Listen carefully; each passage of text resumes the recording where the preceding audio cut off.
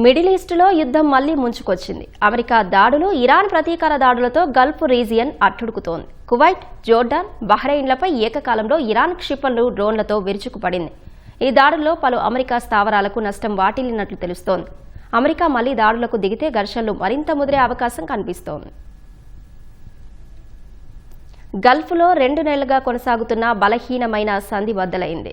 Hormuz సమీపంలో America Apache helicopter Iran డ్రోన్ను ఢీకొని కూలిపోవడంతో తాజా ఉద్రిక్తతలు మొదలయ్యాయి. ఇరాన్ సైన్యం కావాలనే హెలికాప్టర్ను కూల్చేసిందని ఆరోపిస్తూ ఇవాళ ఉదయం అమెరికా ఇరాన్పై దాడులు చేసింది. అందుకు ప్రతీకారంగా మధ్యప్రాచ్యంలోని అమెరికా మిత్ర దేశాల్లో ఉన్న యుఎస్ సైనిక స్థావరాలపై భీకరంగా విరుచుకుపడింది. జోర్డాన్లో అమెరికా దళాలకు ఆశ్రయం కల్పిస్తున్న మువాఫాక్ సాల్తీ ఎయిర్ బేస్పై క్షిపణి దాడి చేసినట్లు ఇరాన్ రెవల్యూషనరీ గార్డ్స్ ప్రకటించారు. అత్యాధునిక అమెరికా F-35 ఫైటర్ జెట్లు, ఇతర యుద్ధ విమానాలు ఈ బేస్ నుంచే కార్యకలాపాలు సాగిస్తుంటాయి. ఇక్కడ జరిగిన నష్టంపై జోర్డాన్, అమెరికా ఇంకా స్పందించలేదు. కువైట్లోని అమెరికా సైనిక స్థావరంపై డ్రోన్ల దాడి చేసినట్లు ఇరాన్ ప్రకటించింది. మిడిల్ ఈస్టులో అమెరికా నౌకాదళ ప్రధాన కార్యాలయం ఉన్న 5వ ఫ్లీట్పై ఇరాన్ క్షిపణులను ప్రయోగించింది. క్షిపణులు అక్కడ భారీ విధ్వంసం సృష్టించినట్లు వీడియోలు వైరల్ అయ్యాయి. ఇరాన్ దాడులతో కువైట్, బహ్రెయిన్, జోర్డాన్లు రక్షణ వ్యవస్థలను క్రియాశీలం చేశాయి.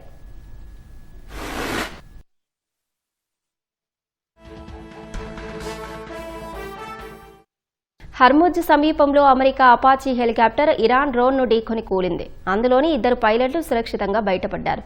దాన్ని తాము కూల్చలేదంటూ ఇరాన్ ప్రకటన విడుదల చేసింది. అయినప్పటికీ అమెరికా సైన్యం బందర్ అబ్బాస్ కేష్ము ద్వీపం సమీపంలోని ఇరాన్ గగనతల రక్షణ వ్యవస్థలు, రాడార్ కేంద్రాలపై భారీ దాడులు చేసింది. అంతటితో దాడులు ముగించినట్లు సెంట్రల్ కమాండ్ తెలిపింది. అమెరికా దాడుల్లో మంచినీరుతో సహా ప్రజా మౌలిక సదుపాయాలు దెబ్బతిన్నాయని ఇరాన్ తెలిపింది. ఇరాన్ ప్రతీకార దాడులతో ఉద్రిక్తతలు ఇప్పట్లో ముగిసే అవకాశాలు కనిపించడం లేదు. ఈ పరస్పర దాడులతో శాంతి చర్చలు పక్కకు తప్పి అంతర్జాతీయంగా చమురు ధరలు పెరిగే ప్రమాదం కనిపిస్తోంది.